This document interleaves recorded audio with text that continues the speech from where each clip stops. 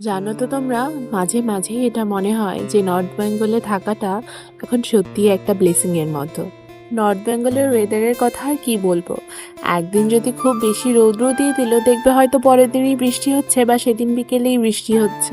সকালের দিকটা থেকে প্রায় 4টে অবধি বৃষ্টি হয়েছিল, তাই কোথাও দূরে যেতে পারিনি। তো আমরা ভাবলাম যে আমাদের পাশেই যেহেতু বালাসর নদী আছে, নদীর সাথে সাথে পাহাড়ও দেখা হয়ে যায়, তো আমরা ওখানে গিয়ে একটু টাইম স্পেন্ড করলাম।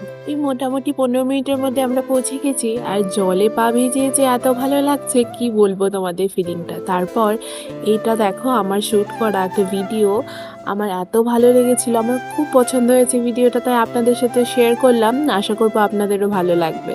তো দেখো, ওখানে আমরা নিয়ে গিয়েছিলাম সিঙ্গারা। তো ভিউ দেখতে দেখতে সিঙ্গারা খেলাম। একটু চা হলে আরো ভালো হতো।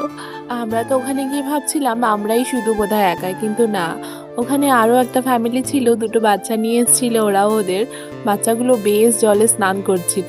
কিন্তু আমরা অনেক দেরি করে এসেছি, তাই আর সাহস করলাম না। এখানেই বাচ্চা দুটো খেলছে দেখো। এখনকার বাচ্চারা কিন্তু সত্যি মাটি কাদা বালি কিচ্ছু পায় না ওরা, তাই আমার ছেলে তো ভীষণ খুশি। দেখ, আমার ছেলে তো 3 বছরে বোধহয় প্রথমেই কাদা দিয়ে খেলছে, তাই ওর হ্যাপিনেসটাই আলাদা ছিল। যেহেতু টিভিতে দেখে এসব করতে, তো ও নিজে যখন এটা ফিল করছিল, খুবই মজা করেছে ওই দিন। তো আমার মনে হলো যে আরও একদিন আনা যেতে পারে ওদেরকে। দেখো ওর কী অবস্থা। এই হলো খেলার পরিচয়।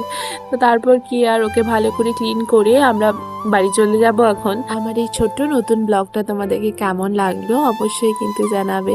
আজকের জন্য এইটুকু।